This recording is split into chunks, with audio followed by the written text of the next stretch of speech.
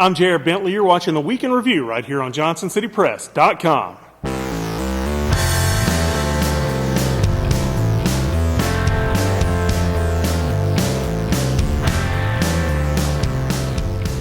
Tennessee reported a record number of novel coronavirus-related deaths and current hospitalizations on Wednesday, and its fourth highest new case count of the pandemic.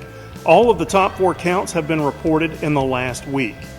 Northeast Tennessee also reported 7 new fatalities, bringing it closer to setting a new record for deaths in a single month, less than 2 weeks into November.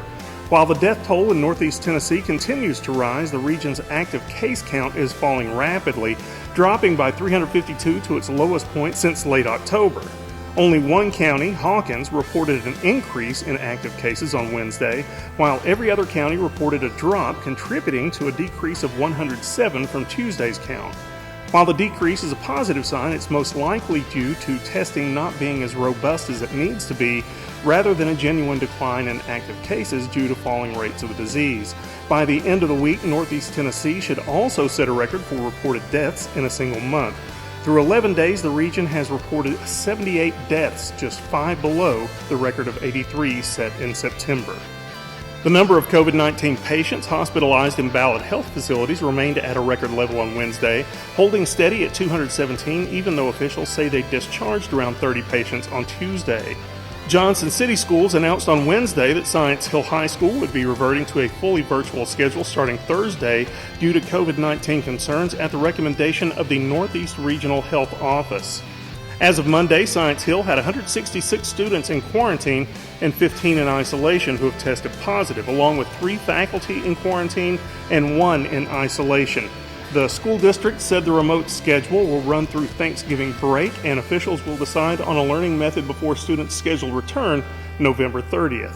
Regionally, there were 34 new cases reported among school-aged children. Since the beginning of October, COVID-related hospitalizations in Ballad health facilities have been rising, doubling in the last month. Ballad's in-health modeling still shows the healthcare system tracking ahead of the worst-case scenario, which could see more than 350 COVID-19 patients by the end of December. Under the worst-case scenario, Ballad wasn't projected to reach 217 hospitalizations until later this month. With the holidays approaching, health officials don't expect that trend to reverse without stricter adherence to public health recommendations. 4 people have indicated they would like to complete the unexpired term of Carter County Mayor Rusty Barnett, who died in office back in August. The 4 who have indicated their interest are Devin L. Buck, Michael V. Enser, David Miller, a former county commissioner, and Patty Woodby, the interim mayor.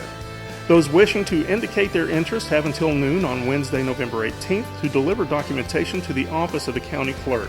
In addition to these, any registered voter in the county may submit any qualified individual's name for consideration to be mayor, or they can wait until the special mayoral selection meeting to be held on November 23rd, since candidates for the office may be nominated from the floor of the county commission meeting. And from the floor might be a little misleading since the meeting will be held on Zoom. You can go to our website to find the link to join the meeting and see what's going on.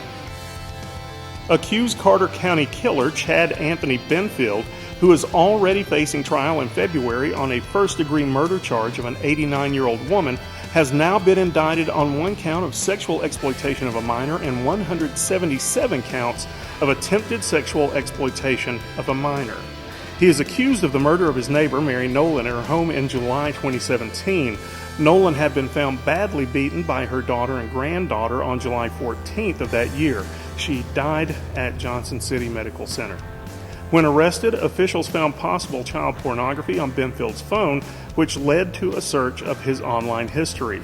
The ensuing investigation found that Benfield had downloaded images of child pornography and conducted more than 100 online searches for additional child pornography images.